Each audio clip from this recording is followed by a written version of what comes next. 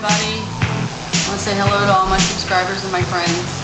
I finally got myself situated in our new home, and I'm back online now, and everything's a-okay.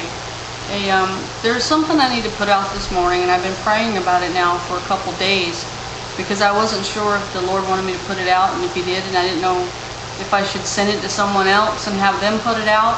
And I've contacted a few of you and gave you this kind of stuff, hoping that you would put this stuff out, but I haven't seen it, so I don't think that I can wait any longer.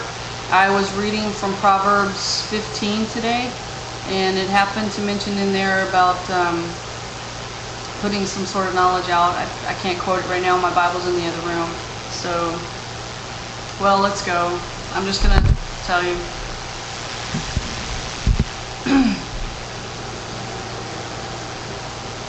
So, here's the thing, guys.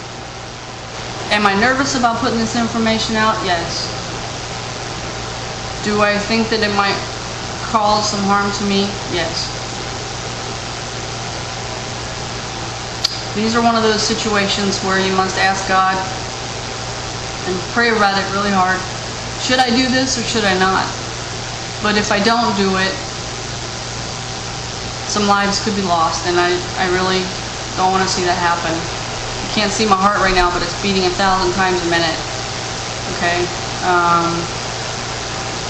I went away this weekend for a drill and found out some interesting information. Okay. Some of the guys that drill with me happen to be CHP officers, LA County sheriffs, and LAPD. And some of the stuff that they were putting out to us, or at least to my friend, he was putting out some things that about how they're training right now on running roadblocks, quarantine, and there's a video that was out recently that talked about shackles. That it's actually a bracelet that gets put on your right hand and somehow pinned into your hand, and it's meant to stay there forever. And it tells them that you've taken the swine flu vaccine. And if you don't have a bracelet, you'll be given the opportunity at the checkpoint to take the swine flu vaccine. And if you don't take it, you'll be boarded onto a bus to a concentration camp. What bothers me is a good number of the people are unaware of this, and some of the people that I spoke to isn't really concerned. They'll just go ahead and take the swine flu vaccine.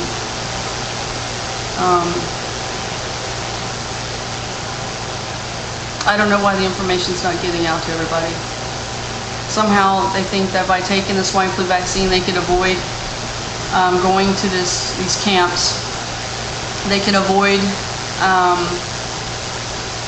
any harsh penalties. But I'm telling you now, you take the swine flu vaccine, then you have already condemned yourself. All right.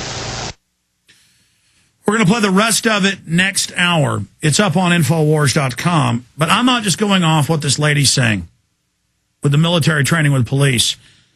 It's separately in all these other news articles that they are training for quarantines, checkpoints, lockdowns, bracelets. I don't know about this thing about it being attached to you. I think the point is, if you don't have that, you go to the prison camp. Look at this. This is out of the Scotsman, the big paper in Scotland. Scottish government prepares thousands of cardboard coffins for pandemic mass graves. National Post out of Canada yesterday. Body bags with flu vaccine shipments. There's the National Post right there. CBS has this propaganda piece where the talking head gets her toxic vaccination live on TV.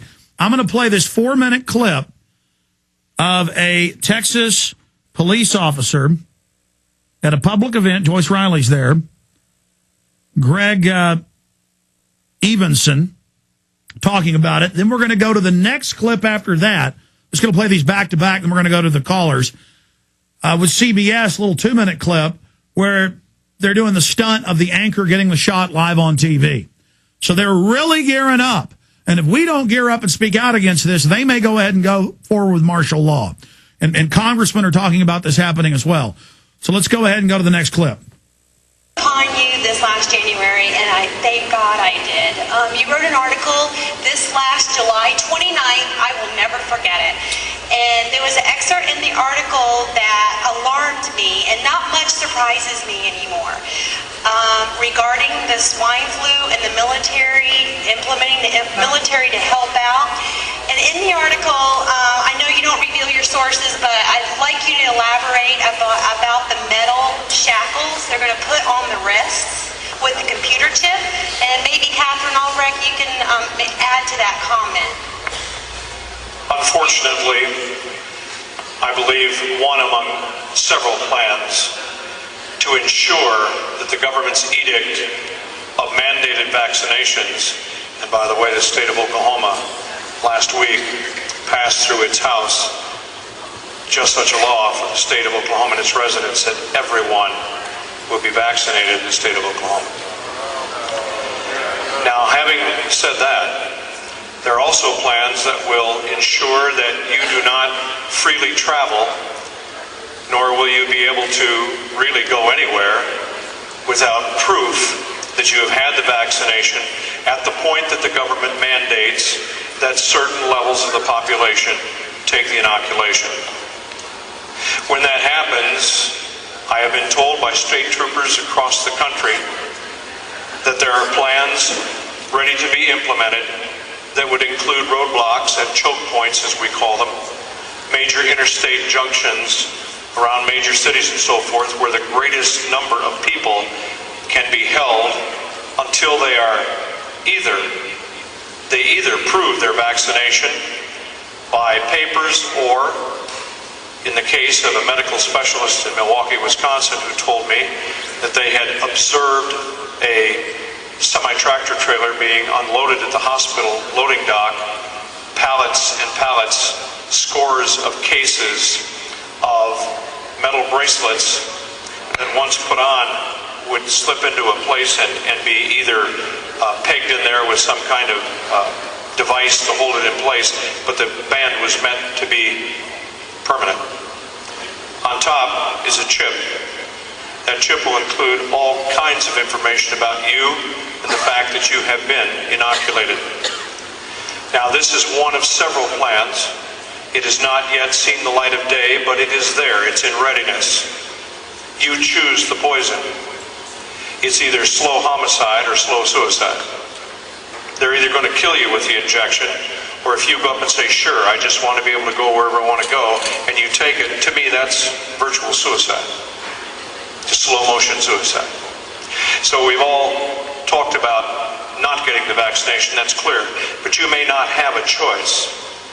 I am told that the plans include buses that will be standing by for people at roadblocks that refuse to take the inoculation. The people will then be escorted to the buses and taken, as I was told in the state I was in at that time when I was speaking to the troopers, you're going to get a free ride to a nice warm bunk at Fort Riley. Well, it's one of several plans. We can't know until they're implemented, but I assure you that those plans are in place, and law enforcement is going to be pulled in. And one of the articles I wrote, I said the law enforcement community will enforce the New World Order. There will be many that will not, and that's good news for us. But I believe it's still a majority that will be standing in line saying, get your shot or get on the bus. That's what's coming. In this morning's Flu Watch, it seems like everyone's talking about the H1N1 virus lately, but the regular flu season fast approaching. And our Dr. Jennifer Ashton is about to get her annual vaccination right here. Good morning. Good morning, Harry. All right.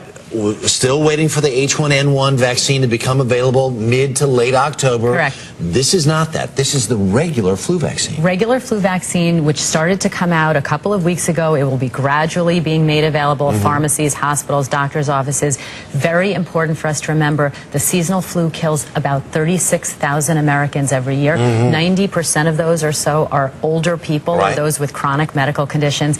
And now, because of this flu season being so important, certain states, including our state, New York State, are actually making it mandatory for healthcare workers to get vaccinated against both seasonal flu and H1N1. So Anna Oliveira is here. She's my medical assistant in my office, and she's going to give me the flu shot. And a couple of things that are important for people to know. First of all, it does not contain live virus, so you cannot get the flu from getting the flu shot.